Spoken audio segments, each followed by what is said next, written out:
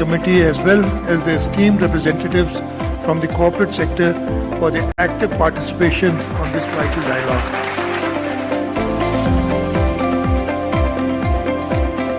Kaleem Saab, many congratulations for this third climate conference. All the committee members of OICCI, many congratulations. This is great.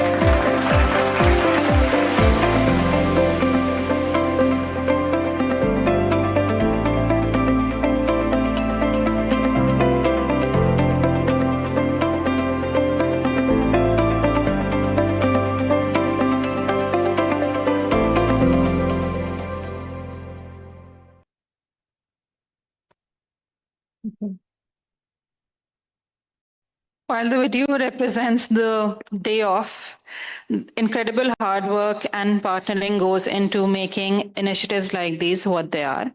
And the OICCI has been very lucky to have had the support of one of the best partners in the country for us to have a meaningful impact in this area. And while SDPI's name is known to all in the room, I think the person who represents that organization is someone who is a known friend to anyone working in the sustainable development space. And it is my pleasure to introduce Dr. Abid Qayyum Suleri, who is the Executive Director of SDPI and a prominent expert on sustainability, public policy, food security, and climate change. He serves on several national and international policy forums, including the International Advisory Committee. And I think I may be embarrassing him with further introduction because he is already on stage. A big round of applause for Dr. Abid. Thank you. Thank you. Good morning, ladies and gentlemen, excellencies, distinguished panelists, Madam Aisha Humera Chaudhary, Federal Secretary for Climate Change, Samuel Rizk, representative, country representative of UNDP, Jason, and all other colleagues from OICCI, and especially Senator Nisar Memon Saab for being here. Assalamu alaikum, and it's indeed a great pleasure for STPI to join hands with the OICCI and to be part of their climate change conferences, something that OICCI and the private sector in Pakistan has taken a lead. And I think it's a great honor for STPI to be a knowledge partner with OICCI in all their endeavors. At STPI and in my personal capacity, I remember 10 years ago, or perhaps 15 years ago, I used to think that private sector is part of the problem. Today, while paradigm shifts are taking place and positions are changing, not due to some compulsion or due to some pressure, but due to the ground realities, I think it would not be wrong to say that private sector is part of solution. And without having private sector on table and without discussing the solutions with private sector, perhaps the issue of climate change and issue of decarbonization or issue of green growth cannot be achieved, because policymakers, they can formulate policies, think tanks, they can present the recommendations, but the movers and shakers and implementers of all those initiatives is private sector. And that's why OICCI and the initiative that OICCI has started, those are extremely important. And I know for the fact that many of OICCI companies, they are already approaching near to their carbon emission reduction targets. I know for the fact Jason was telling me this morning that Nestle Pakistan is has already achieved 20% carbon emission reduction based on the benchmark of 2018. And they are now aiming to achieve more, and so will be for many other members of OICCI who has been taking part in this initiative. Now, ladies and gentlemen, when we talk of climate change, it's not only that climate change hits the balance sheet of industry, it's in fact an opportunity. And now one is very clear that by greening the industry and greening the supply chain across industry, there are investment opportunities. So if 5 years ago, 10 years ago, industry was thinking to decarbonize or to reduce its carbon footprint because floods or droughts or many other climate-led vulnerabilities, they hit the profit. Today, we know that it can reduce the cost of operations, it can reduce cost of production, it can bring more efficiency across supply chains, and whether we talk of circular economy, whether we talk of reducing our plastic footprint, reducing our carbon footprints, or integrating indigenous and local solutions across supply chains, all of this, it has a great impact on profits and on balance sheet in a more positive manner. And that's where OICCI's third report, which is being launched today, that has delved in details in the climate change conference itself. We discussed the solutions and pathways, and now when we are talking of launching this report, we are already getting ready for COP30. And if you can recall the journey from COP29 to COP30, it's all about private sector. One of the key decisions in COP29 was $300 billion for climate ambition and climate action, but not only from public sector and from governments, but also to be mobilized from private sector. At ideological level, I may have a problem with this proposition. I do feel that it is an easy way to absolve from the northern countries to actually get themselves absolved from their responsibilities of historic emission and putting burden on private sector. But then of course, when we see that United States withdrawing from Paris Agreement and many other countries, either due to geopolitical tensions or due to other compulsions, going back to fossil fuel and the development funding shrinking, I think it's a private sector which is a blessing in disguise. And there is this window, which is here, window of opportunity for private sector to claim a leadership role. So we have three options now after Trump's withdrawal from Paris Agreement. Either many of us follow the suit and we also withdraw and from Paris Agreement, which I think would be collective suicide mission. The second can be that we put a break and we stop doing anything unless America and many other who are responsible for carbon emission, they play their role. That would again be a path for slow death, slow suicide. And the third is that while there are leadership opportunities, private sector and many countries in the developing world, they fill in the vacuum.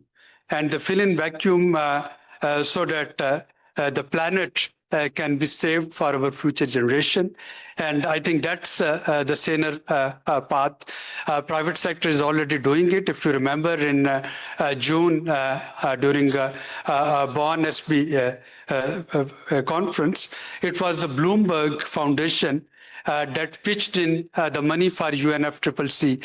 The American share that America had to provide in order to save UNFCCC from a budgetary crisis, Bloomberg Foundation came in and they actually pitch the donation and the money for UNFCCC. And this is the power of foundation, and this is the power of private sector that we are talking of today.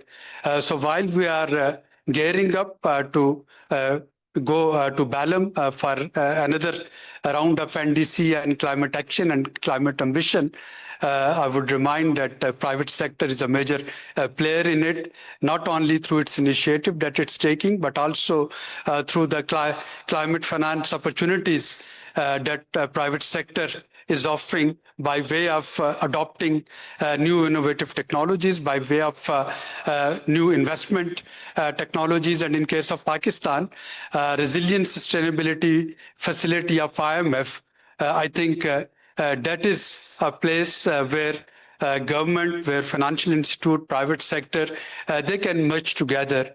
If you look at some of the key milestones and quantitative and qualitative indicators of Resilient Sustainability Fund, you will find that it has a direct linkage of what private sector is doing today. We know there cannot be any tax incentive for greening your economy due to extended fund facility program, but the recognition and being partner for climate finance, those opportunities are certainly there. And I'll invite the industry leaders here to go through the RSF document on IMF web page and try to look at some of the opportunities that they can capitalize upon. Thank you very much, ladies and gentlemen, for joining us today. And I'm extremely thankful for Ministry of Climate Change and Government of Pakistan, the third logo on this banner, for being a supporter and patron of this initiative of bringing all sectors together. We know climate change is a multi-faceted and multi-sectoral issue, and solution to it is also a multidisciplinary and multi-sectoral effort that we are trying to work together.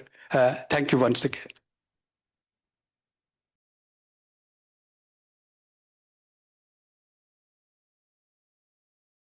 Thank you, Dr. Abid. 3 options and only 1 choice that doesn't result in certain death. I think, and that is only to collaborate and to collaborate strategically, which is a great segue for the next speaker. Now, I have a very tough job because all the people that I'm introducing are quite popular. So please bear with me. I will shorten the introductions, but try to do justice. Our next speaker is representing one of our most strategic partners, where our work together has been able to create meaningful change, not just locally, but also put Pakistan and the collaboration of the private sector with the government of Pakistan on the map at forums like COP. She is a civil with the government of Pakistan on the map at forums like COP. She is a servant with 30 years of service behind her. She has worked on various key positions in the federal government, including in the Economic Affairs Division, Ministry of Food Security, and has been the Economic Counselor for Pakistan Mission to the World Trade Organization. She has been dealing with international trade matters as well as bilateral trade with the United States, the European Union, Central Asian regions, Africa, and the Middle East, and has worked on agriculture and trade negotiations, as well as environment and development issues. Before her current assignment, she has worked with the Ministry of Information Technology and Telecommunication for 2.5 years, and currently is part of the Ministry of Climate Change and Environment Coordination. I will welcome Ms. Aisha Humaira Chaudhry on stage with a big round of applause. Thank you, madam.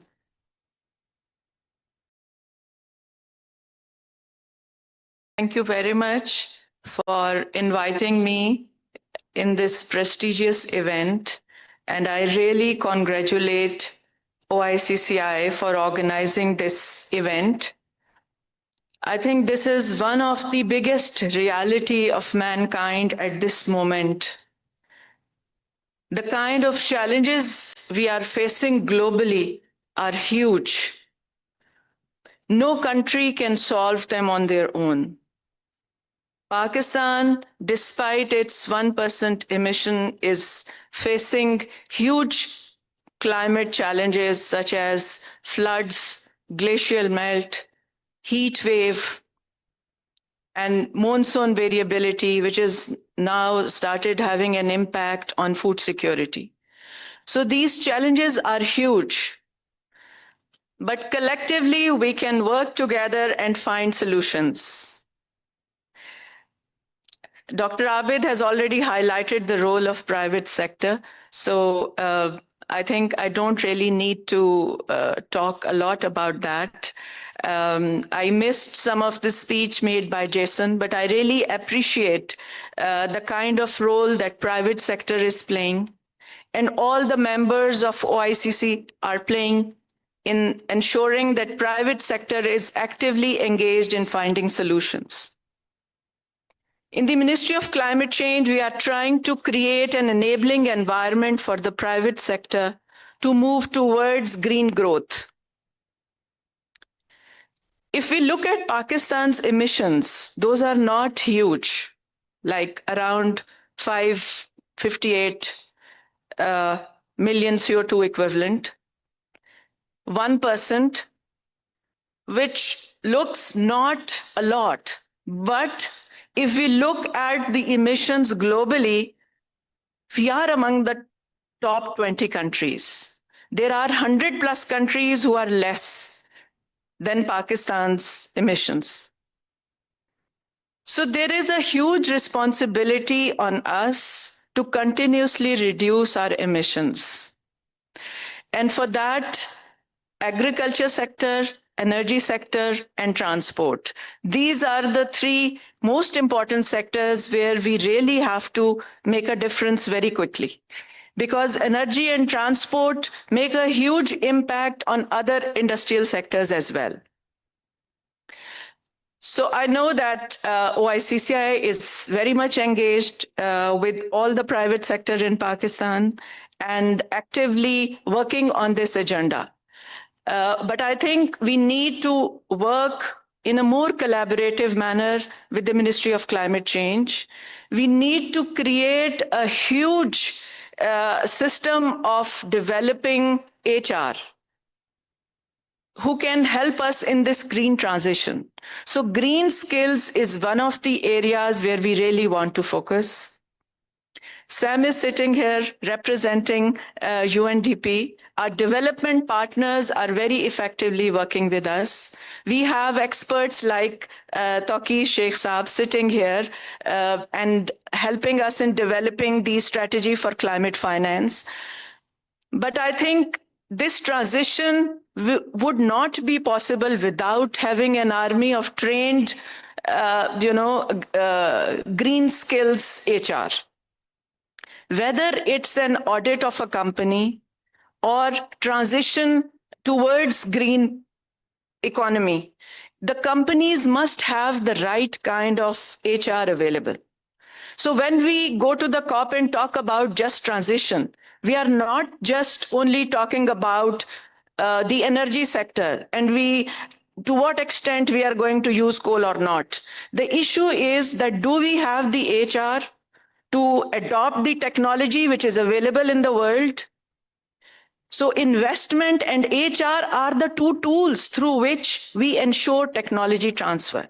So my request to the private sector is that while government is trying to create an enabling environment for climate finance, for technology transfer, for capacity building, please invest in HR and seek investment, because investment is the only tool through which we can have transfer of technology. So when we talk about green transition, I think it's very important to unpack the green transition and proactively work on those investments which will lead to this transfer of technology for green transition and the HR required to do that kind of transition. Another area which is extremely important from COP perspective is obviously climate finance. As you know, that 300 billion is nothing when we talk about the global challenges. So there was a 1.3 trillion commitment for roadmap from Baku to Belém. And all the conversations on 1.3 trillion roadmap are linked with the private sector. So it's you who will ensure that how much share of that 1.3 trillion is coming to Pakistan. It's not the money which will come through the government channels. It's the money which will come through the private sector channels, through investment, through private funds which are available in the world. That is why the green taxonomy document is very important. And it has been approved by the ECC. All of you know that green taxonomy document is the classification which is required to classify that what is green financing so that banks can extend financing to green businesses. So that is an extremely important tool which government has already formulated in collaboration with the State Bank, and we had so many sessions with so many stakeholders. I think this is now the time to really implement that. And we have ESG guidelines already in place. Musarat is sitting here, a very important person in SECP who has made it happen, of course, with the help of all of you. But these are the areas which will help us to access green finance. And we need to invest in HR, which has the capability to do these type of audits. So if we don't have HR available to do ESG audit, what's the point of having those guidelines? That's why we are now engaging with key universities of Pakistan and all the courses which are available in Pakistan and trying to create an enabling environment again for that kind of HR. We have just started a green skills project with PSDP funding. And the objective is to create a network of all the organizations, work with SECP, organizations like OICCI, and make sure that we are able to achieve the target of having a green HR available in Pakistan. Similarly, to ensure transfer of technology, we have also started a small fund for promoting green entrepreneurship. Again, a PSDP project. And we want to encourage all the startups working in Pakistan to come forward. We will ensure their pitching sessions and will invite all the investors from the world to showcase them that the kind of talent exists in Pakistan. So this is one venture where we really need your support to come forward and encourage young talent who have a solution to the biggest challenge, global challenge, and they have the talent to provide solution not only in Pakistan, but provide solutions to the world. But the kind of nurturing, enabling environment they need, we really need support from all of us. Another very important area is resilient infrastructure. And for that, government has just approved green building codes. I would encourage you to go through that document, and it's a very important initiative which we have done in collaboration, again, with the Engineering Council and all the important stakeholders. I every day look at the NDMA data, which they publish, that how much losses are happening because of what. The greatest loss of human life is not happening because people just die because of the flood and water. Those deaths are happening because the house collapse. So the most important reason for the life loss and the damages that we are feeling is the quality of infrastructure that we have is not on that standard which is required and accepted in the world now. And Pakistan has also adopted green building codes.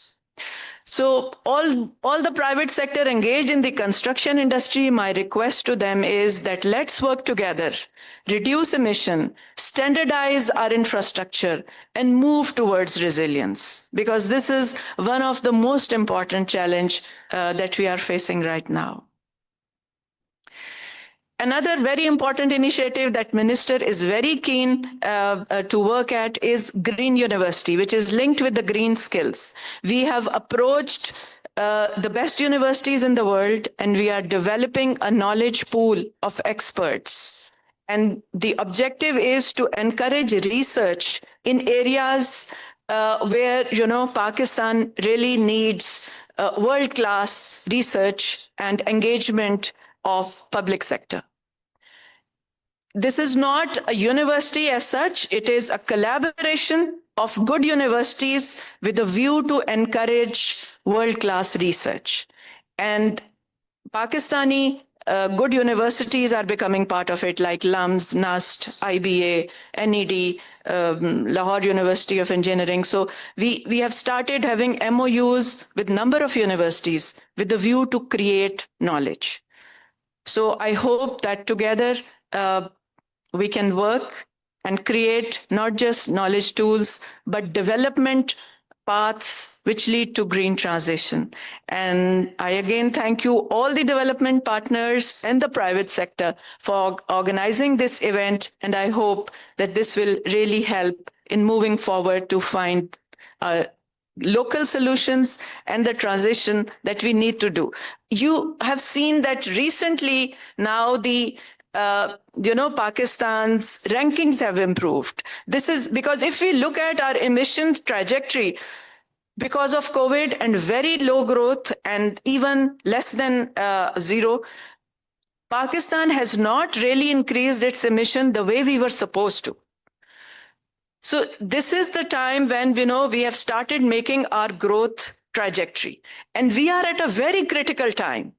Do we want to continue with business as usual trend of increasing emissions, or we want to take a different path, which is a green path? So let's join together and agree that we will not use the business as usual. We will choose the green path. Thank you.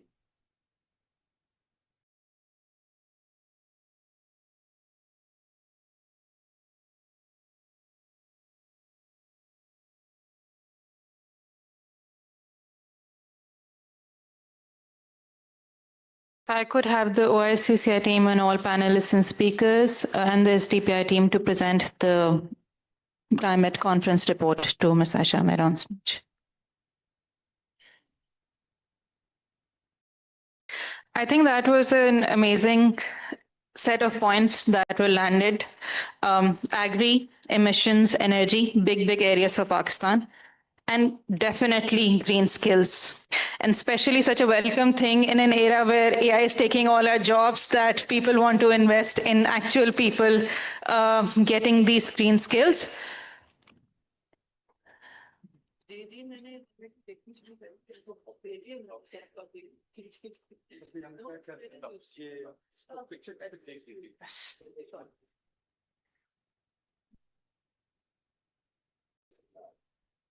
Yes, sir.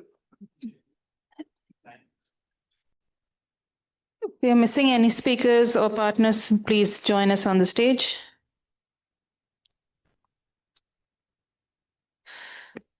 Kash Saab, Ali Tawqir Saab.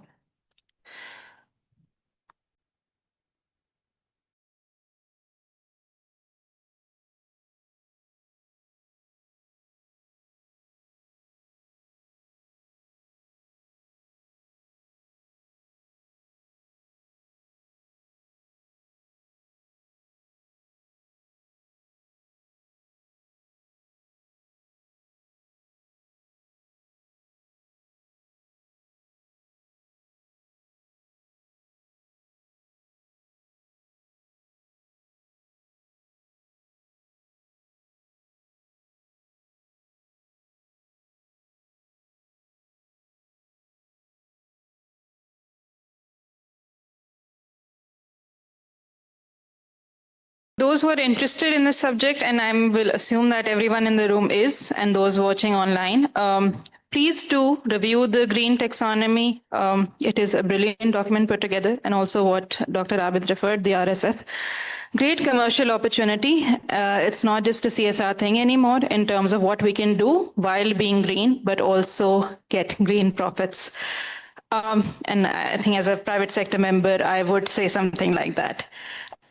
I think we now come to the portion of the day where we share with you the kind of learnings and insights we have been able to capture with our journey with PCC, and something that speaks to the kind of knowledge gap that does exist today when it comes to this increasingly technical area.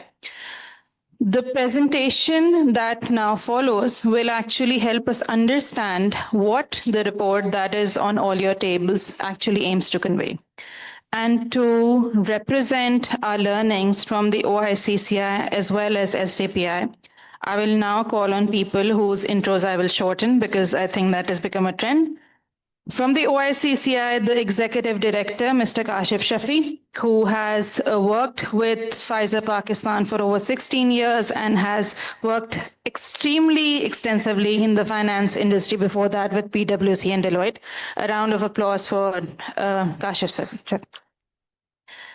And I think someone whose usefulness is known to us all, from the SDPI, Dr. Khalid Walid, who has a PhD in energy economics and over 10 years of experience in Pakistan's energy sector, one of the most important sectors when it comes to a just transition. If I can have you both on stage. And yes, Talia.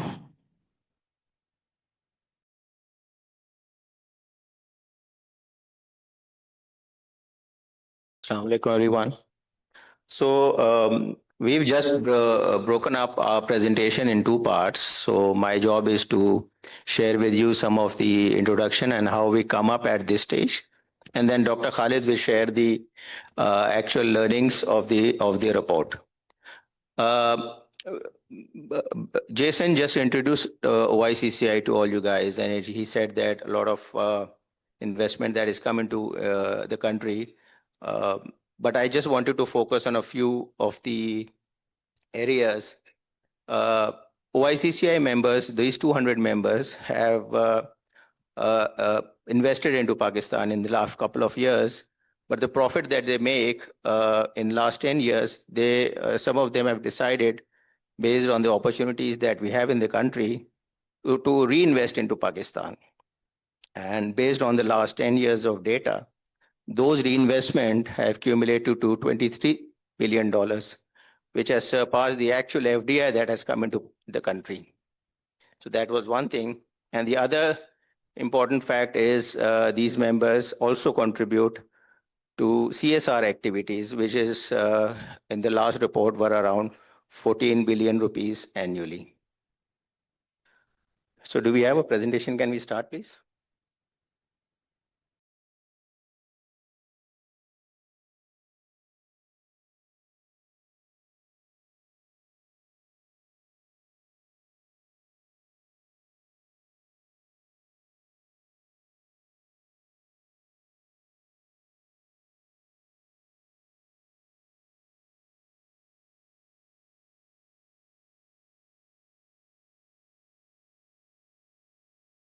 So the journey of sustainability started with in 2022 when OICCI held its first climate conference. So as these foreign investors, when they come into the country, they not only bring in foreign investment, but also bring in some know-how into the country. And one of the benefits of those know-how was the initiatives that we had at OICCI, and sustainability is one of the core initiatives that we are currently working. I'll talk about more on sustainability. Some of the other initiatives are like digital transformation, and also IPR, intellectual property, is also one of the key initiatives of OICCI. On the climate conference in 2022, we started with the first climate conference. It brought in discussions on sustainability into Pakistan. And we also invited some global speakers into Pakistan. This global CEO of Unilever, IKEA joined Pakistan, and also we had some climate experts, global and regulators also joined it. This journey started, and then we had this second climate conference in 23. We also followed it with participation in COP having multiple sessions in COP28 and 29. And then in 25, we had the third climate conference. This was the largest two-day event in which 44 business and corporate and government leaders participated. And the recommendations of this third PCC is coming in the shape of the book that you have on the table, which is the third PCC report. Going along, out of this 14 billion of CSR that we have, OICCI members are contributing around 40% to sustainability. So out of this 14 billion, 5.4 billion are spent on sustainability related initiatives. In 25, OICCI also initiated for the first time the Climate Excellence Award, in which more than 12 companies were awarded awards in 6 of these categories. And we are very helpful to some of our partners, which contributed as jury of these awards, in which SECP, PSX, PICG, and some of the other organizations participated with us. So after all these 3 years of activities, this journey is not over. We still have 2024 as recorded as the hottest year. And we still have all these challenges and carbon dioxide particles in atmosphere. It is it is 125,000 years highest. We still need to more, and the more this will be more explained by Dr. Khalid in the PCC report.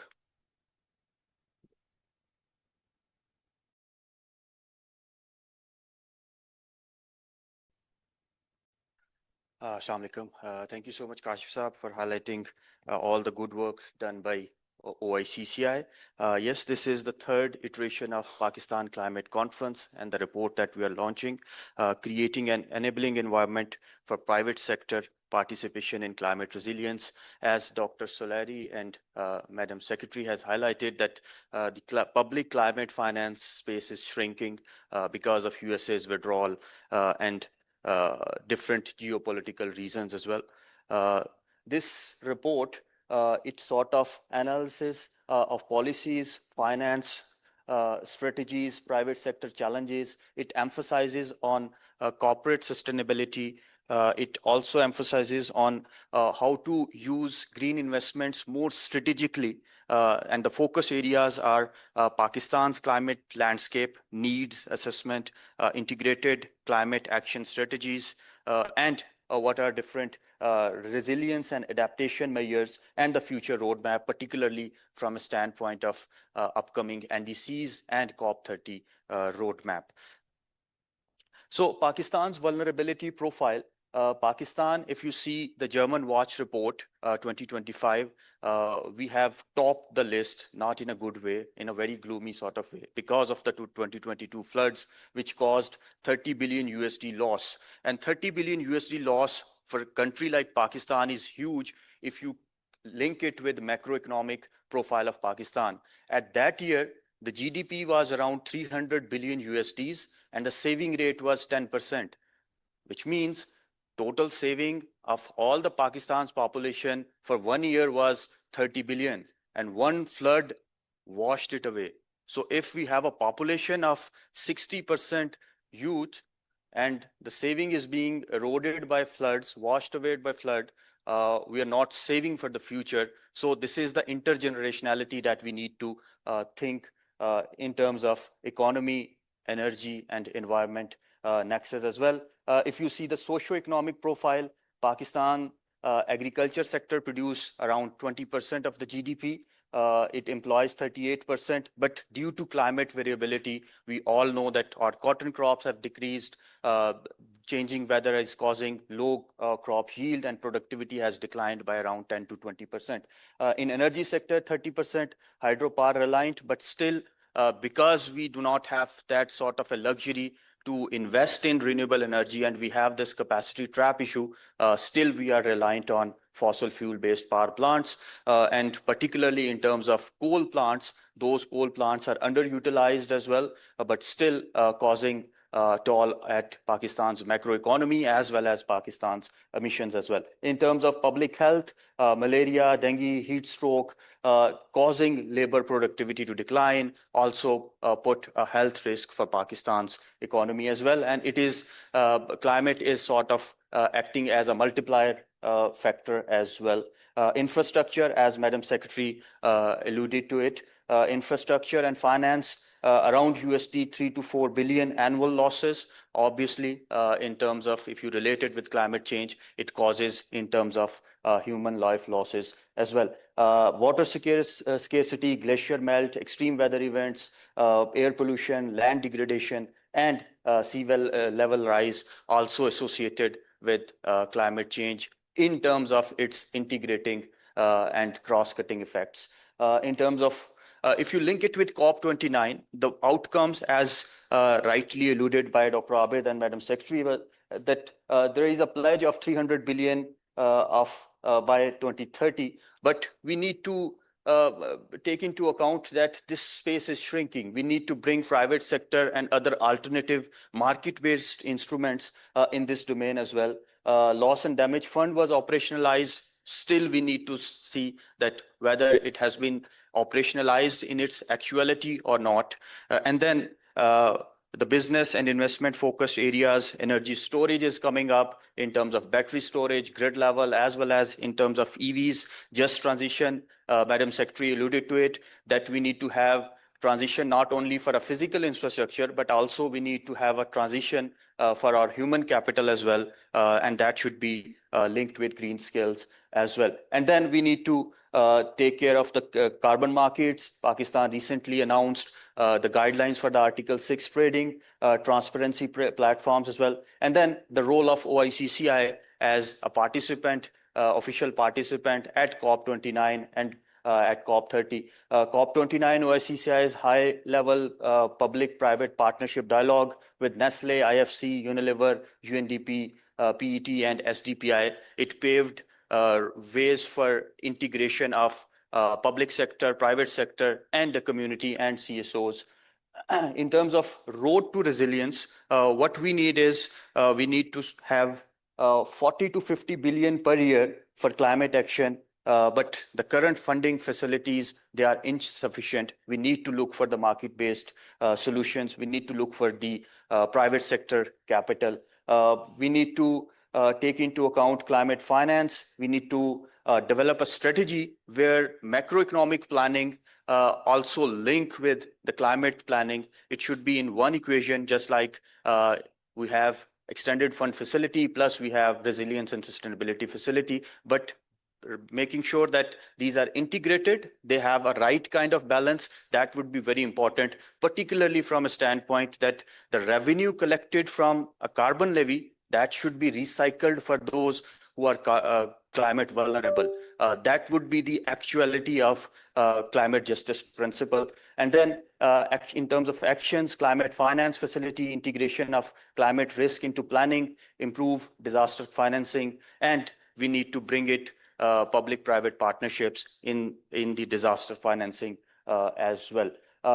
In terms of integrated climate action strategies, there are few flagship initiatives done by the members of OICCI and private sector, particularly from carbon markets. HBL is there, Angro, Unilever, Lucky Cement.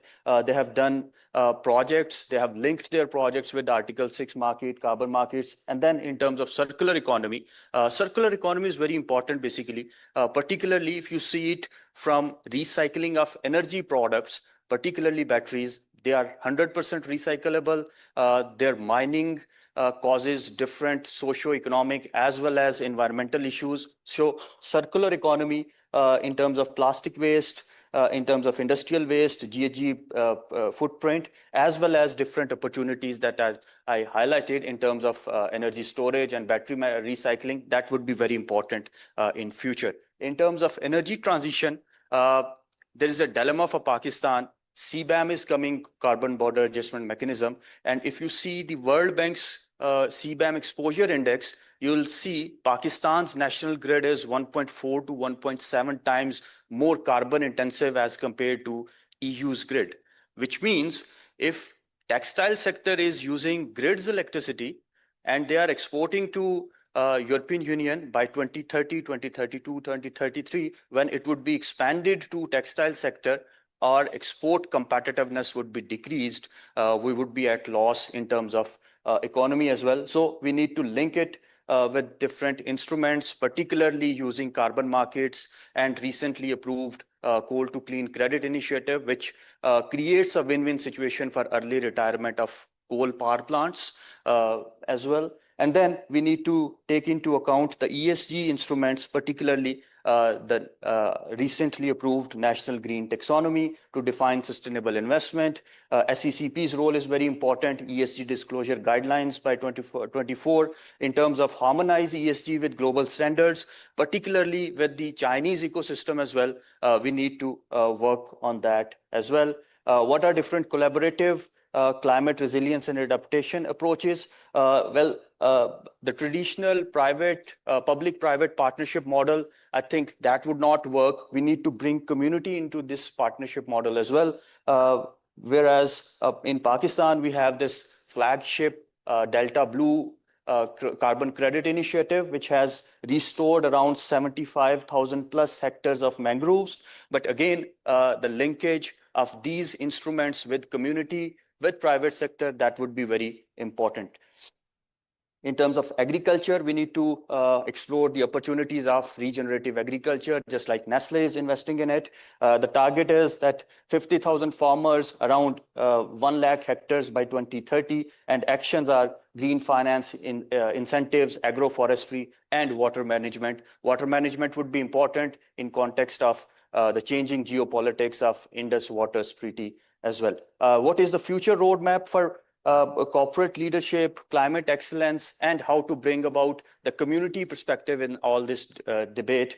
NDCs are very important. At this point, NDCs, the planning is very inclusive.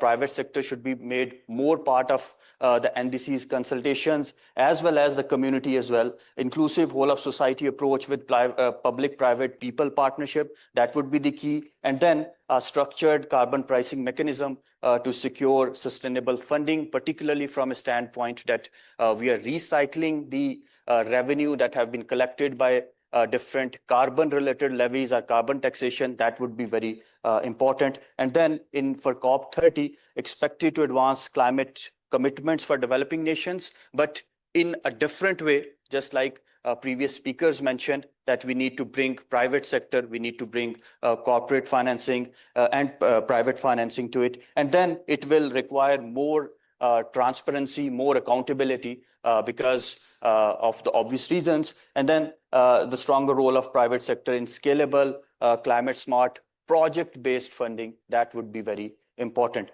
In terms of policy recommendations, this report recommends that we need to have clear, stable policies for better implementation. We need to have climate finance access, particularly from ESG-linked products and public-private people collaboration. And then in terms of carbon pricing and global integration, we need to implement pricing aligned with international norms and to ensure MRV systems and transparency, and link it with equitable development as well. And then green finance capacity building, particularly from a standpoint that we need to integrate our national green taxonomy with different world norms, particularly from the global north perspective, but from the China's perspective as well, because that is a whole another ecosystem of green finance and in terms of taxonomy.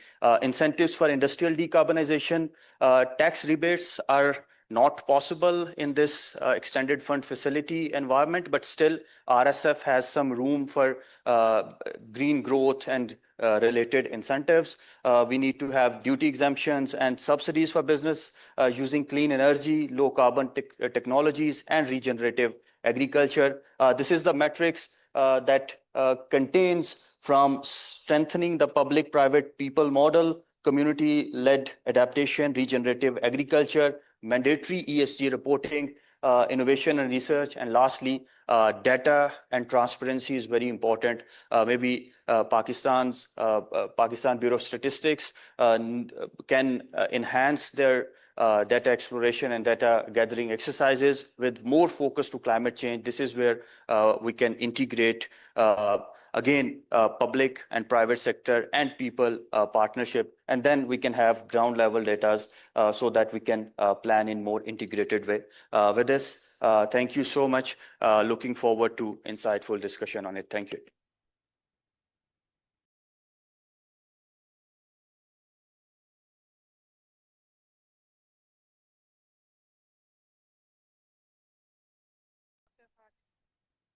Thank you, Dr. Khalid and Kashif, for taking us through the report.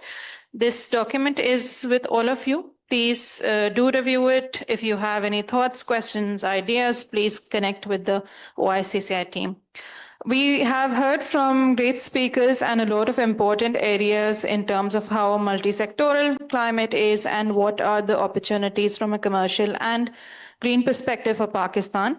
And now we'll move towards a more forward-looking part of the day, which is at a pivotal moment when the NDCs are being recrafted and COP30 is being hailed as the COP, despite the recent changes in the global context when it comes to environment and ESG. What could be Pakistan's role? And more importantly, how could the private sector support it? And I will call back Dr. Khalid Walid, who is our moderator for the next panel, and also invite on stage our esteemed panelists.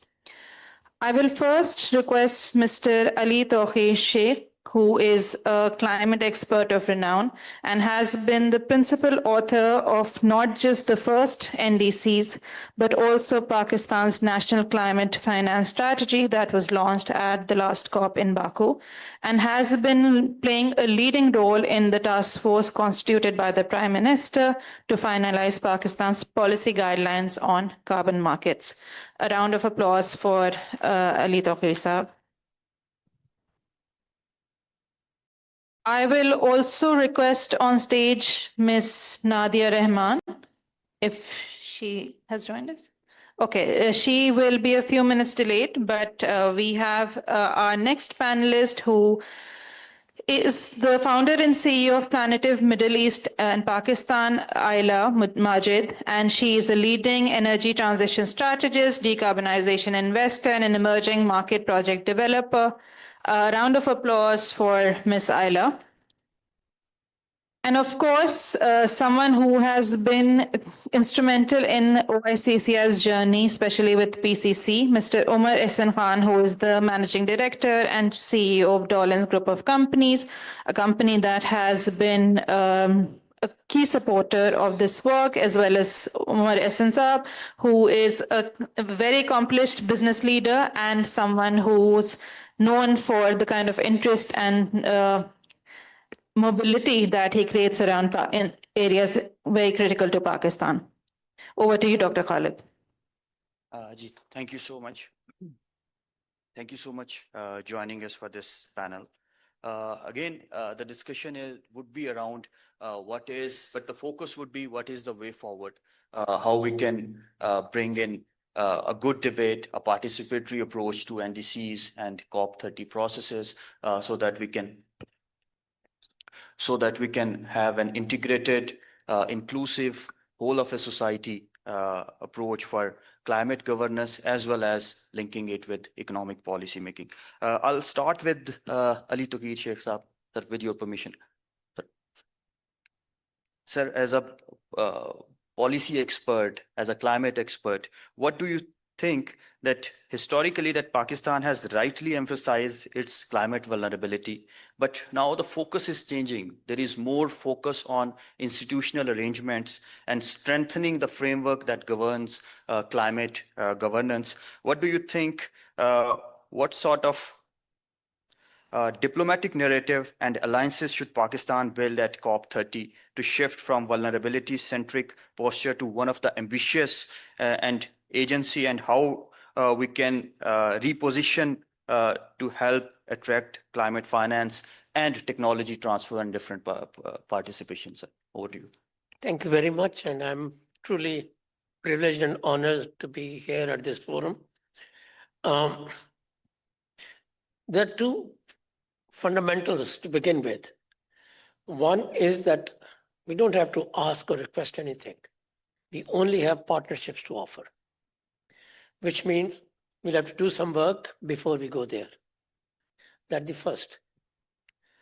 And the second is, and I've been saying it for many years, at least since 2010 floods, if you show half of the country drowned, no investor will come to your country. So it's not about our vulnerability. Every vulnerability is an investment opportunity. So we have to look at where the opportunities are. And I vividly recall my last year's presentation in Karachi was, there's no better document for private sector to consult than Pakistan's NDC. It is our investment area in different sectors, in agriculture, in technology, in energy, in every sector. So whatever your sector is, Government of Pakistan has committed some actions, and you pick those actions and you can do three things. One is you'll be aligned with national policies and priorities. And second, your contribution will help us to showcase our progress during the year when we go back to UNFCCC to report. And third important area is that when you invest in those areas, you are investing in your own areas of expertise. We are not going into new areas. Now, having said that, COP, I look at it. If you have an answer, I hope you're not asking me to. There are three key priority areas at COP, and we have to see where Pakistan can hook. One is adaptation area. From Baku to Belém, as Madam Secretary also said, the commitment was made for $1.3 trillion target. And there's a circle of finance ministers that will steer this conversation. There'll be roundtables of them. So the first is Pakistan needs to be engaged on this, in that circle, led by possibly our finance minister. And out of this 1.3 trillion, Pakistan can set its own ambition, what we are looking at. And then there are two areas that Pakistan has probably a niche area in relative or comparative terms. One is the emergent area of Islamic finance. Any financial institution, including private sector, will be very keenly interested to know and invest in, because we have seen that the Islamic bonds and Islamic schools and Islamic banking and Islamic insurance, all those sectors on average has done better than non-Islamic sectors.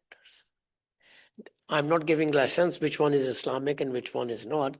It's just that the way they label and market. That's one area for Pakistan to look at once you go there. Second, we have a lot of experience dealing with large scale disasters. Somebody mentioned the figures that we have. And therefore, the areas of investment in Pakistan are resilient housing structures, as Ma'am mentioned, early warning systems, urban planning, disaster risk financing. These are some easy windows. And my last point in this regard that comes to my mind at least. Half of Pakistan's emissions, roughly, come from agriculture sector. It's livestock, it's paddies, and Pakistan, cost of doing business is very high in Pakistan. I want to give you a small example, and that will be my final example. If American tariffs are 18% in Pakistan, by way of example, another country, a neighboring country in the same market, let's say Vietnam or Bangladesh, has 20 or 21%, but if cost of production there is 3 or 4% less than Pakistan, our 18% is not good enough. So for us, it's absolutely important to seize opportunities created by higher tariffs on India by reducing our emissions, Once you occupy the market, then it's the quality and your sales and that all of that. There's a life beyond Donald Trump can be climate smart, and that can be aligned with our NDCs. Thank you, sir. Thank you, Ali Tokiche. Ms. Ayla, as global supply chain and investors demand for transparency and climate risk ESG performance, Pakistan's private sector risk falling behind. As Taqir Sheikh Saab mentioned that Pakistan needs to harness these opportunities and bring more partnerships to Pakistan. How do you see what are different key challenges and opportunities for Pakistan in adopting global ESG disclosure standards? And how can accounting professionals help business mainstream climate risk and sustainability reporting into their core operators, and Pakistan building this green skill HR, as Madam Secretary alluded to it? Over to you. Thank you, Khalid. It's a pleasure to be here, representing ACCA Global as their president, and also my own organization, Planetive. The topic that we're talking about is, of course, extremely, extremely important and impacts all countries, and of course, including ours. To look at and link that, what really gets measured gets attention as well. So it is about numbers. I believe here in Pakistan, we have your report also showcased a lot of numbers as to what's the contribution of various sectors, where is the gap, where do we lack.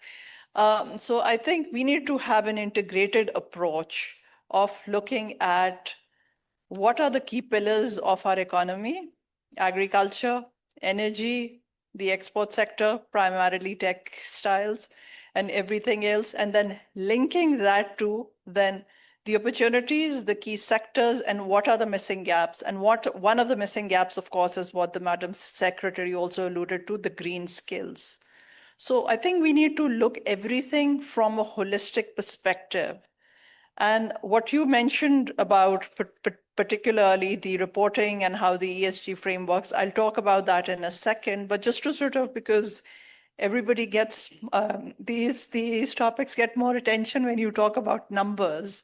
So just to talk a little bit about numbers, our biggest sector, which is agriculture, also was mentioned in your report, about 19 to 20% contribution in the GDP, has a huge carbon footprint. And we need to bring in huge interventions in terms of decarbonization efforts. Now, how do we bring in interventions? The interventions will only come in and sustain. First, yes, we need a lot of finance, but only if it generates positive return. Talking about climate finance, the global climate finance numbers runs into probably close to $1 trillion. Because there are different numbers coming from different reports. There was one I read about $600 billion or more. Another report mentions a higher number. Less than 1/3 comes to developing or underdeveloped countries. Where does most of the population of the world live in? 85% of the population lives in the developing and underdeveloping developing and underdeveloped world. And this is where we need to channelize resources. Now linking that to the frameworks and how do we attract capital? How do we attract investment? We need to create an ecosystem of trust and transparency. And this is where standardization comes in. This is where frameworks come in, the implementation of which help get more trust and understanding of the projects, of the ecosystems, and of the geographies that different stakeholders may be working in. Again, we need to look at the whole stakeholder lens. We need to look at how the stakeholders view a particular project or a particular economy or a particular country. These stakeholders will be internal as well as external. The internal stakeholders, the businesses itself, the people at large, the employees, the supply chains, and our most crucial financial sector, which supports. The financial sector will be more robust and more keen to lend to businesses and projects that are ensuring that there's a greater sort of transparency. And there are better disclosures that are put in place. Now, where do the finance and the accounting professionals come in? They come in bringing in their expertise. They help in creating more standardization. They help organization do the reporting in terms of analyzing and then sharing those results with the external stakeholders. And then looking at the larger external stakeholders, there are huge external stakeholders. There are investors who are looking and investing in different parts of the world. And we as a country, unfortunately, since last many years, our international investment track record, unfortunately, has not been brilliant. But on the other side, it is all about the opportunity that we can create. Our regulators, our policymakers, they have become extremely supportive on all these matters. I must acknowledge the work SEC is doing, SECP is doing, ensuring that that starting from the most robust or the most structured companies, the implementation of S1 and S2. Now, a lot of work that S1 and S2 will standardize and report is already being done, but it is about how that needs to be reported. Now, this is putting Pakistani corporates, Pakistani companies at par with the global best. When you provide that kind of visibility to the rest of the world, this is when investment also starts to flow.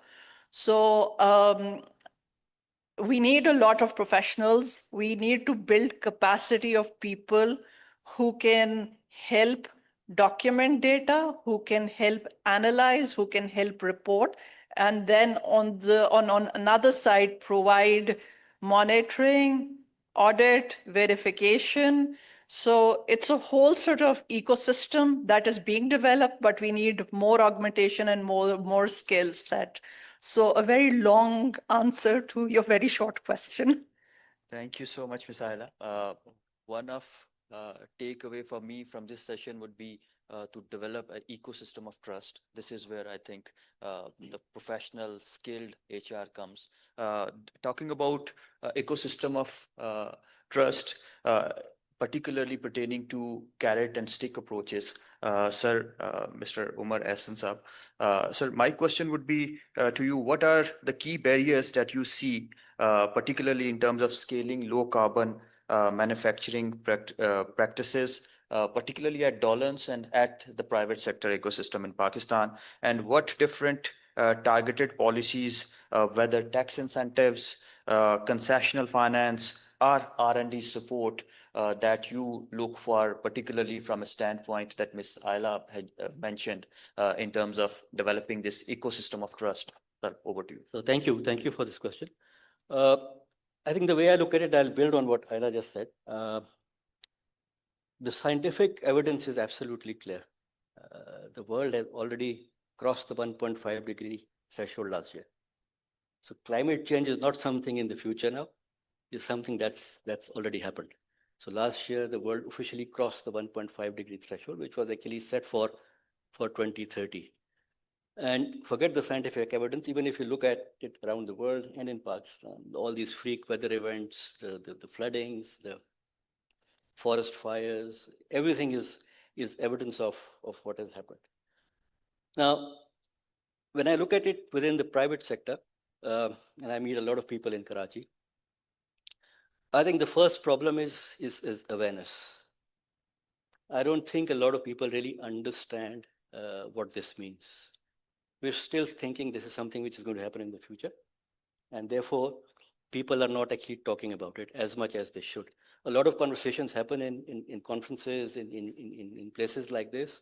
But when we go back to our workplaces, do we actually carry those conversations back and take some decisive action? And when I say, and but I'm going to build on what Ayla just said. I think when I talk to people, even today, a number of people that in very good corporates, in senior positions, don't understand the difference between scope 1, scope 2, and scope 3 emissions. And we are constantly focused on resolving the scope 1 and 2 problem, whereas the real problem is scope 3, which is your entire supply chain. So if we have to decarbonize, and scope 3 in most cases is something which is beyond our control. It's where you buy your raw materials from, how you bring them to your factory places, how you sell, how your consumers use the product, right? So scope 3 is mostly, is when I look at the global data, accounts for more than 70% of the emissions. For our industry, which is the home appliances, this number is as high as 98%, scope 3. So if I was to only focus on scope 1 and 2, I'd be only focusing on 2% of the carbon footprint that we're creating as an organization and as an industry. Now, unless people really understand this, the actual correct actions that need to be taken will not start happening.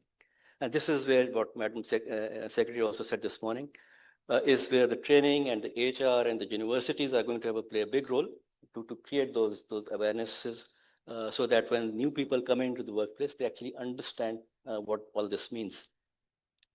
The second issue is, again, what we've been talking about is the transparency of reporting. While S1 and S2 are going to be a great enabler in achieving that, I also believe that taking benefit of things like the science-based targets initiative is also very critical.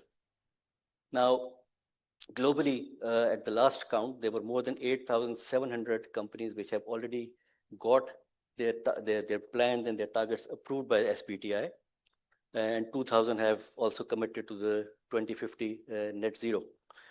But unfortunately, out of those 8,700, there are only 2 Pakistani companies, Pakistan Cables and Interloop. The other Pakistani names that we'll see there are all multinationals and members of OICCI. So people are not, and what we are part of that as part of a global organization. And what I see is once we signed on to that, a lot of avenues started opening for us because people trusted our numbers. They knew we were not greenwashing because there's a lot of greenwashing going on. A lot of people might be giving out numbers which are required only because they might not be able to sell to their export customers. So they have to now sign up. So we have to do it for the right reason. The reason should not be, I won't get my export order. The right reason has to be, we have to actually decarbonize and do a transparent reporting of what we do. And I think that's another thing where we, as a country, we need to encourage our companies to get their plans and their targets approved by things like the SBTi, and also adopt the S1 and S2 sort of standards. The third area, I think, where I see a problem is there's not enough collaboration across the supply chains, and I think that's absolutely critical because when we when we look at ourselves, so we are obviously, because we've got our targets in place and we have to reduce our scope 1 and 2 and 3 by 42% by 2030. So now we're in the public space. We're a listed company in Istanbul, and therefore our numbers are out there in the public. So we actually have to get to those numbers, and therefore we have to achieve those targets for 42% reductions. So therefore we are collaborating across the entire supply chain now. We have no choice but to do it. Whether it's increasing our localization content so that we are not shipping a lot of stuff into Pakistan and reducing the scope 3 from that end, whether it is educating our customers on how to use our products better, whether it's about investing heavily in local research and development. And we have about 100 engineers now working purely in research and development in Pakistan. Why? Because we wanted that R&D capability to be existing in Pakistan so they can solve the problems in Pakistan and not sitting in Istanbul or wherever else we have our R&D centers and doing a global push on that. So all these things, I think, are only happening because we are actually helping our smaller vendors and smaller suppliers in Pakistan to get to those. So while the ISO standards might be an easy one, but actually making them understand their scope 3 is where the criticality comes in. And there we've given our manpower, and this is again something that we talked about in the morning as well. So we are training our HRP and we're training our people to make sure we are able to go into our suppliers' premises in Pakistan and actually help them decarbonize. But unless they do that, our scope 3 doesn't come down, right? So I think these are some of the things where the private sector generally has to play a very big role, while the government can put the framework out there. And I agree with Arya. I think SCCP and the Ministry of Climate Change are doing a lot of work on that front. But I would still like to see a lot more collaboration with other ministries as well, the Ministry of Industries, Ministry of Agriculture, and a number of other ministries, which actually have to collaborate and come out with a holistic framework for Pakistan. Because without that collaboration, in silos, there's going to be a lot of excellence. But unless that actually collaboration happens across the entire government machinery, with where all the ministries which are part of that scope 3, so to say, are playing their role, I think we might not get there. And people like UNDP, obviously, we have collaborated with UNDP as well. We have so the R32, the gas in the refrigerant gas. We collaborated with them. We were the first one to adopt it in Pakistan, and we were the first ones to work with them to give out gas recovery machines to our entire network of technicians, where they're recovering that gas as well. So I think it's these sort of collaborations which are actually going to have to. If we are all working in our own silos, I think this 1.5 degree dream will always remain a dream. And we can't even begin to imagine what 2 degrees or 2.5 degree means, because we've already seen what 1.5 has done. So just we can't even begin to imagine what 2.5 degrees or 2 degrees, which is now a conversation which has actually started happening, unfortunately, that let's shift this to 2 degrees. And I don't think we should do that. We can't afford it as a human race. And we really need to do whatever it takes, whether it's the private sector, whether it's the government or the multilateral agencies. We all have to work together, collaborate, and bring this change about. Thank you so much, Umar Saab. You're right. Silo is for the missiles, for destruction. If we want to build, we need to collaborate. We need to have inclusive approach, which brings us to conclusion of this session. Just a brief policy recommendation starting from Ali Tokir Sheikh Saab for the NDCs and for the COP30. How can private sector collaborate, sir? About COP first and NDC maybe very shortly. No one should go to COP, or we should not look at it as a fishing expedition. It has two purposes. One, it's a marketing place. That's where we go with ideas to sell. In other words, showcase. And Pakistan has plenty to showcase to the world. We do not always respect what we do, but just from the top of my head, I just want to give you a few names, a few items. The world's largest biometric database is in Pakistan. We call it NADRA. A very large, very transparent distribution system, income distribution system we have is at BISP. That has now also been provincialized.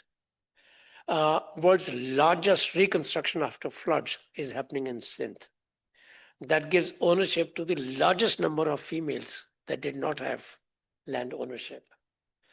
If we succeed in completing that project successfully, it is fit for Nobel Peace Prize. Nowhere else reconstruction in the world has been at this large scale and so gender sensitive.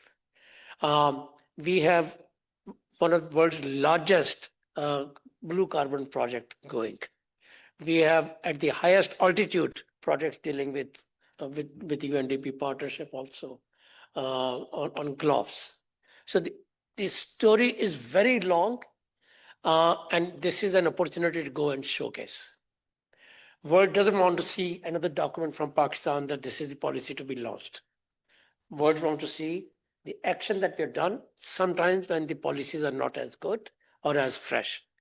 And second is, it's a marketplace of ideas. You go to learn. Therefore, we should have very little time for each other, more time to go to others' panels and events and side events and negotiating rooms to learn the way the world is thinking and transforming. And it brings me to NDC. I understand we are very close to the finish line in completing it. Sure. Hopefully it's done in time. it's time for us to go and showcase the implementation of the previous one. And there's plenty to show there also. We have made good progress there as well. There are many limitations of a developing country, but at the same time. And it's a time for us to go and showcase our NDC also in terms of our partnerships. That's the direction of the journey. 5 things, I think, ma'am, you mentioned a few, maybe some other colleagues also did. We just finalized our compass for international finance. That's National Climate Finance Strategy. We made our other documents, and I just want to mention 2. Ma'am, you mentioned the State Bank's report. That's very central in our work. The Planning Commission has approved the handbook. It has been notified by the cabinet to implement, to climate proof all public sector investments in terms of climate risk proofing. So one can go on other documents, and there are some we are very close to finishing, and it will need, man, a little bit of push. I know there are too many things on your desk, and there are too many other players on that. So that is the key point to do. And I just want to mention one last point. For the first time, Belém will have 7 different zones for 7 different sectors. We don't need to be everywhere, but we need to pick what are 2 or 3 more important ones to show our presence. Thank you. Thank you, Ali Saab. Sir, Omar Saab, 2 brief policy recommendations. I think one I've already given. I think one recommendation, again, I will just very quickly repeat that, is this collaboration across all the ministries, because without that, the real impact is not going to come. But I think the second one really is what I touched upon earlier, is research and development. I think there is a need for a lot of local R&D capability that needs to be built.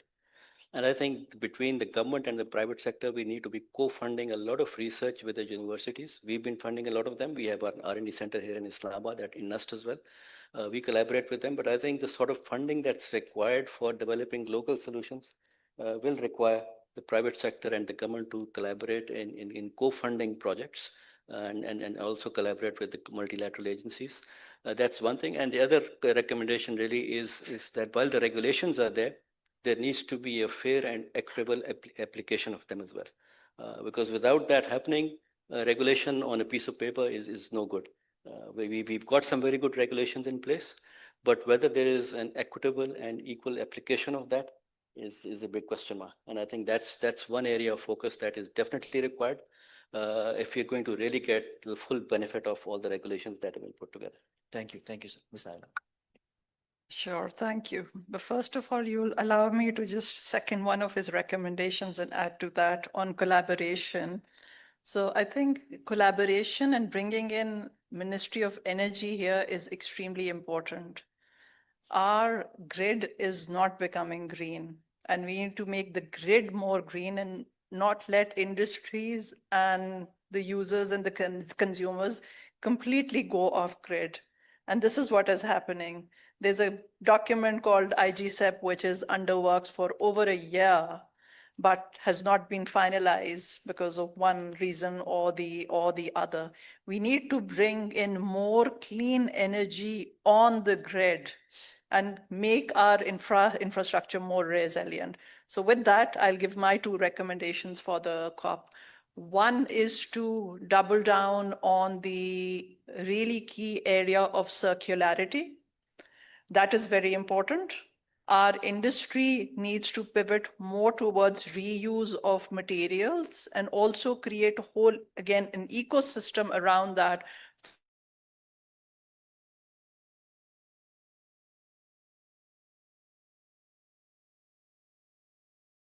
Result into better dollar numbers. Everybody understand returns better than any really nice sounding commitments.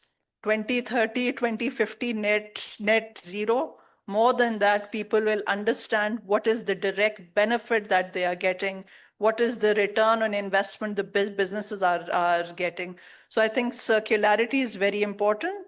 I will link that to the second suggestion, which is on showcasing Pakistan as a resilient global supply chain player. And we have at the back of this many developments to showcase. Our mineral sector has just opened up, and that is a huge supply chain provider to the global economies. And we can pivot, and we are already doing a lot of work on sustainability and ensuring that while we develop our resources, we have a lens of decarbonization. All of that linked together, global supply chain robustness and how we are developing our resources. And second, the circularity, how that will help, and again, creating more resilient supply chains, A, because of the world has limited resources, but second, also understanding that not in the too recent past, we've had lots of disruptions, whether it is because of wars, conflicts, or pandemics, etc. So circularity becomes very, very important. So thank you. Thank you. Thank you so much. With this, we conclude this panel. Ladies and gentlemen, collaborate, collaborate, collaborate for a market-based, economically feasible decarbonization and just transition with an inclusive lens. Thank you so much, the expert panelists. With this, I hand over to Fatima.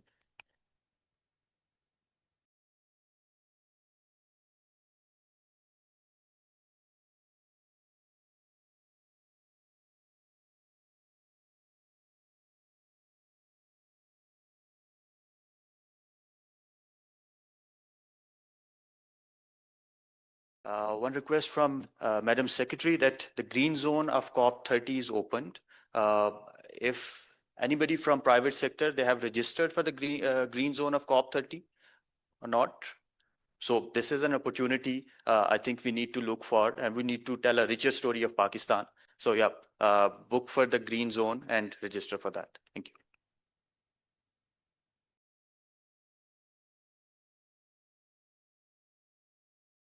Having been to COP once, I think it is an extremely amazing opportunity to not just showcase the kind of work that your organization is doing, but also tap into the kind of learnings and network that the COP naturally brings together.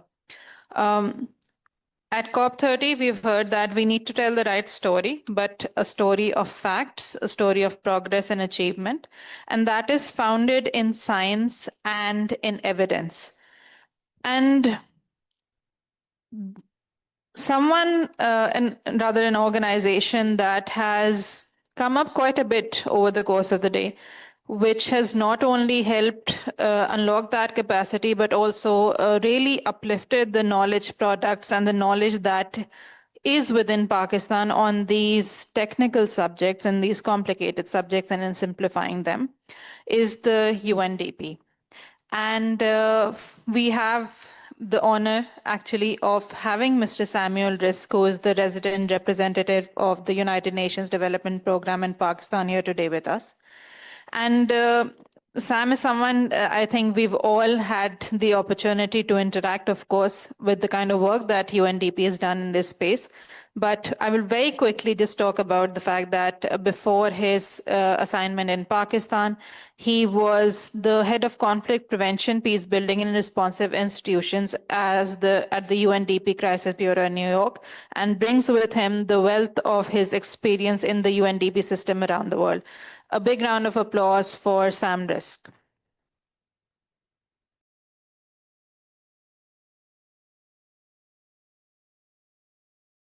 Thank you very much, Fatima.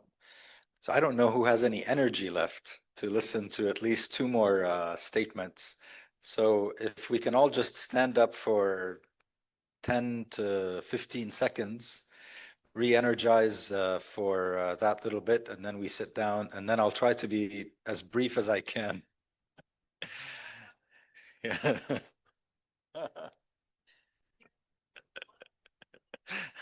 Good. Thank you very much for indulging me. Please, please have a seat. Maybe this helps. Secretary Aisha, Mr. Abdul Alim, and the OICCI leadership. and a number of colleagues and friends and partners who we've been with before, and Jason, who just returned as well.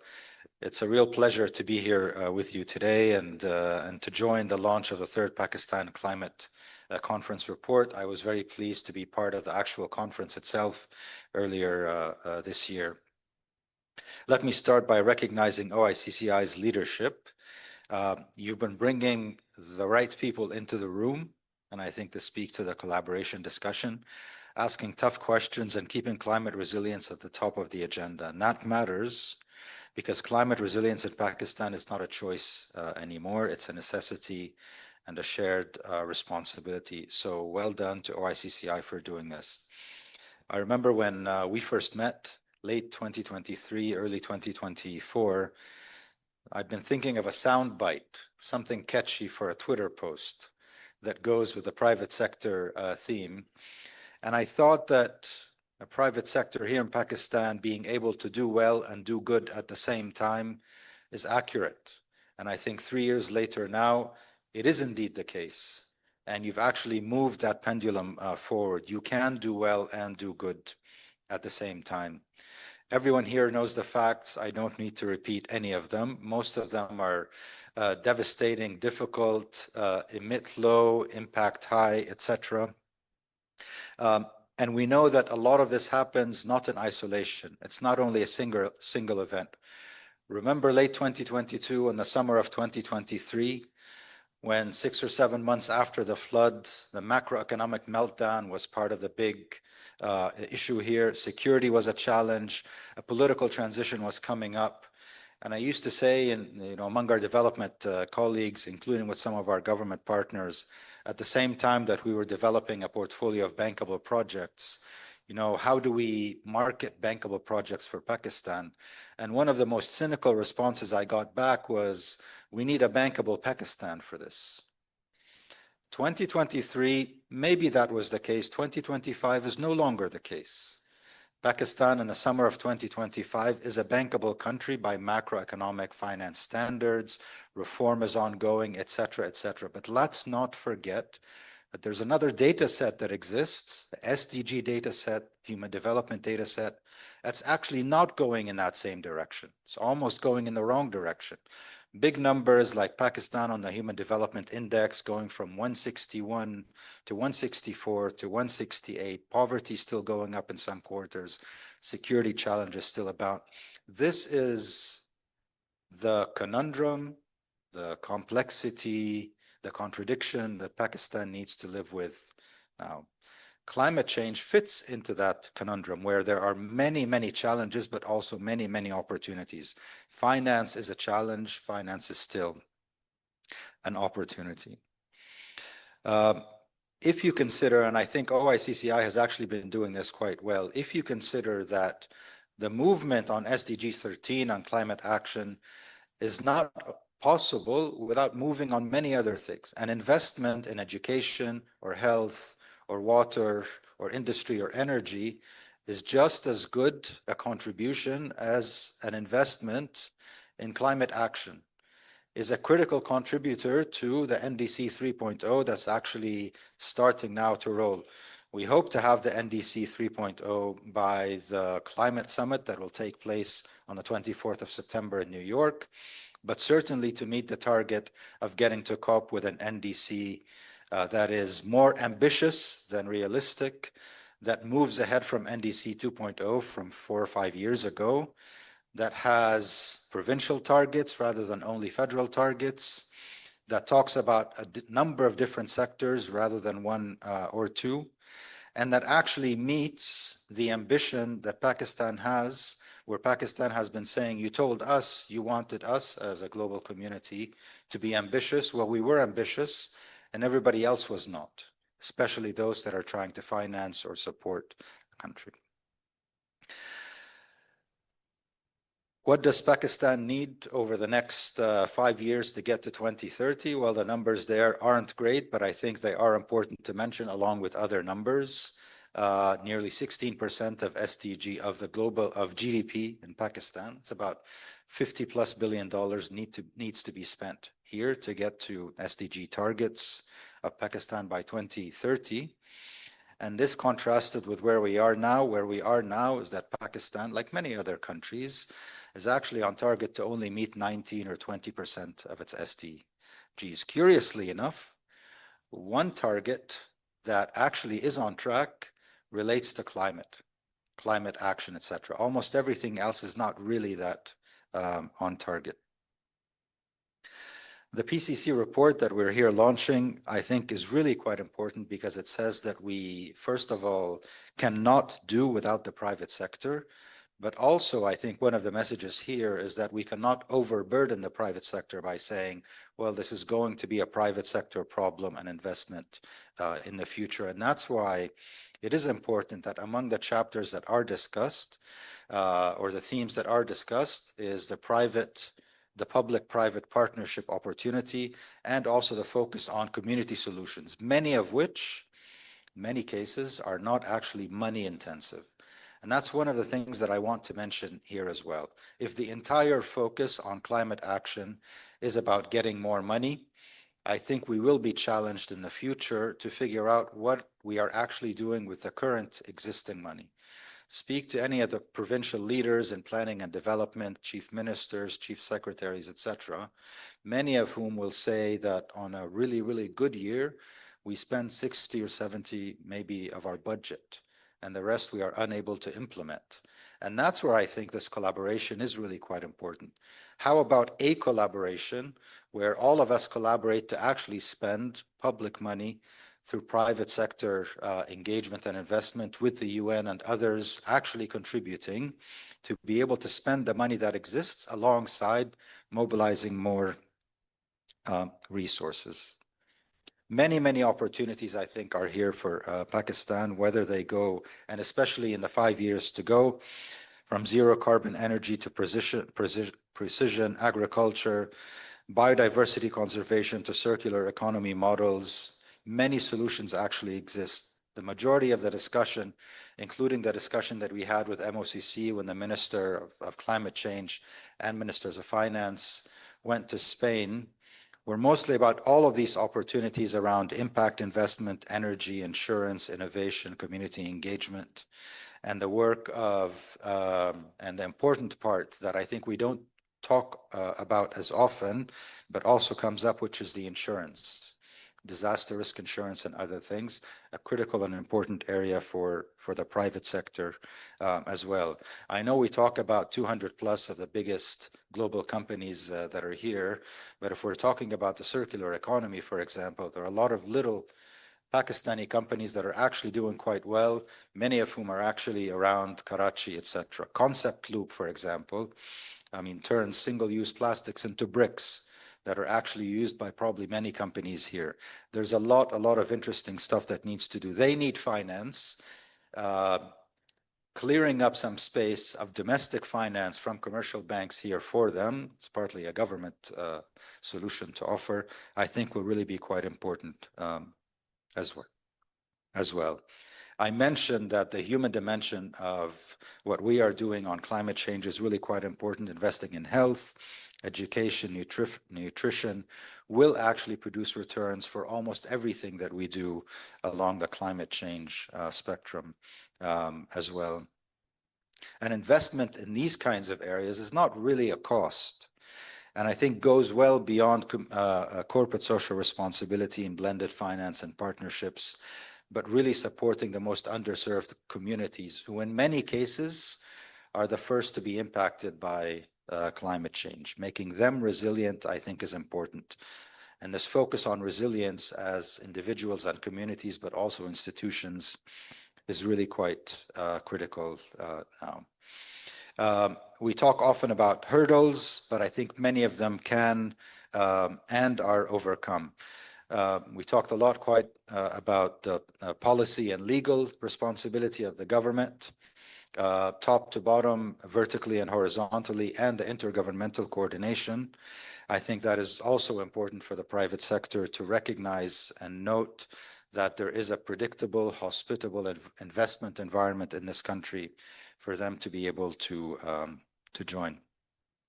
When the Secretary General on July the 22nd made this big speech on climate change, he spoke generally about 6 areas that fall into 3 large categories. There needs to be a political commitment. I feel that the grievance narrative that Pakistan has from we emit less, but nobody else supports us, is what the SG is saying. There are many countries around the world who have committed, but the global community is kind of letting them down. And I think on the 24th of September in the summit, hopefully we have more of a commitment. And then energy and then climate finance as well, where climate finance is a big umbrella of grant money, because I think that is still important and useful, of making best use of the loans that exist, concessional or not, of the private sector work, and certainly of insurance money as well. There is an opportunity now for Pakistan to lead by example, similar to what Pakistan said about the loss and damage fund in the COP in Sharm el-Sheikh 2 years ago. That kind of leadership, not only for Pakistan, but many other small countries, is really required. Let me close by saying this. The window for action is closing, but is not closed. And I think that's partly what we're hearing today as well. Together, we can actually turn this climate risk into an opportunity and build a Pakistan that is defined not by vulnerability, but by resilience, innovation, and shared responsibility. Maybe I close by wishing everyone a happy, green, sustainable, prosperous Independence Day in advance. Thank you again.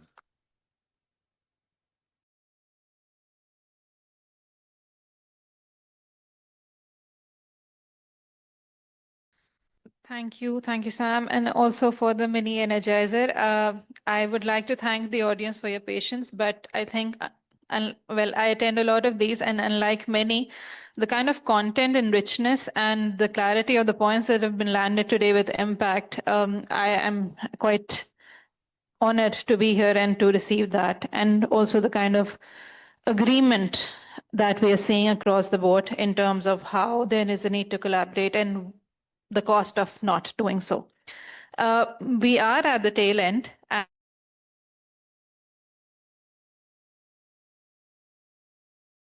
Has been pivotal behind this entire movement, and also really taking the leadership on getting the private sector to not only just collaborate, but also take a lot of self-accountability and reflection in terms of what we can do, despite the complexity of the landscape. And I have the pleasure of introducing and calling on stage Mr. Abdul Aleem Saab, who is the CEO and Secretary General of the OICCI, and is an industry veteran who needs very little of a massive introduction because of the familiarity that we all have with his leadership in the industry. A round of applause for Abdul Aleem Saab.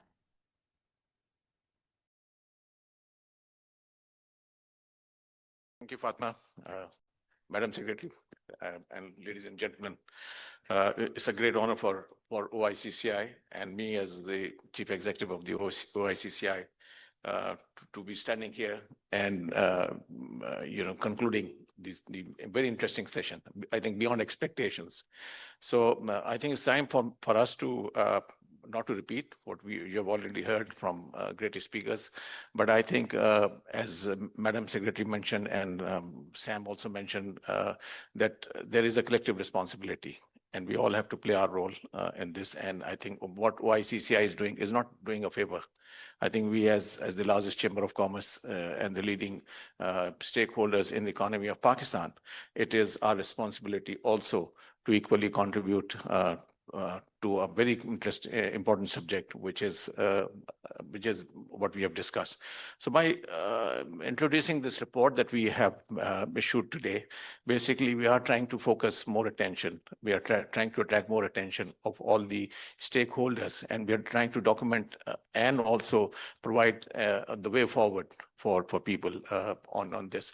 So this is another step, I think, and inshallah, as things go by, we will continue to focus on this area as Ali Tawqir Saab mentioned, the COP30 is not too far away. So I think we have to prepare. And I think you mentioned about the booking. Frankly, we have not taken that very seriously. But now that you mentioned, it is time for us to also initiate some sort of activity on this. So I don't think I have to technically add anything on this subject because you have already been discussed, except to thank you all, Madam Secretary, for first of all for you. I never expected that you will stay for the full session, but thank you, you did. And because of this subject, I think the credit goes to us also for bringing such interesting speakers, so that you don't find it necessary to leave the session. So with that, and I think individually, Sam, thank you very much, Dr. Saab, for you and Ali Saab and all the participants. I think you did a great job, and I'll be filling in my duty if I do not thank my own team. I think, or they have worked. I'm just standing to take credit on their behalf, but I think the majority of the work has been done by my team. Sakina is here, and so many of those. We run the chamber with the collective efforts of the many of our members. Some of them are sitting in Lahore, in Islamabad. Jason, for example, has come all the way from Lahore to attend this. Sabine is part of our team, which is helping us. So many other names, and Makashif is there, and many other people. But we'll convey your appreciation. But on behalf of OICCI, I also want to thank all the participants. You have come at our very short invitation on this, and I hope that you had the opportunity to get some very positive feedback on the subject, which is, I don't think we have to try and repeat the implications of the climate change. I think we are just going through the 2025, floods and the impact of that. So but we need to follow up on this. We need to just not brush aside that, this thing somebody will take care of it. We have a responsibility as collectively. So again, thank you very much for coming, and thank you very much for participating. And inshallah, it's a journey that we are moving forward. Thank you very much.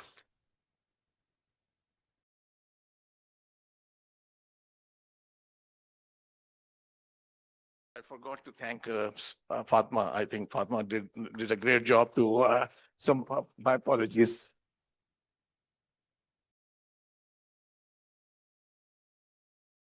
It is always my pleasure. I think OICCI has prepared me for my next career. But thank you, everyone. And I think high tea is served outside. We can carry on conversations as we speak over tea.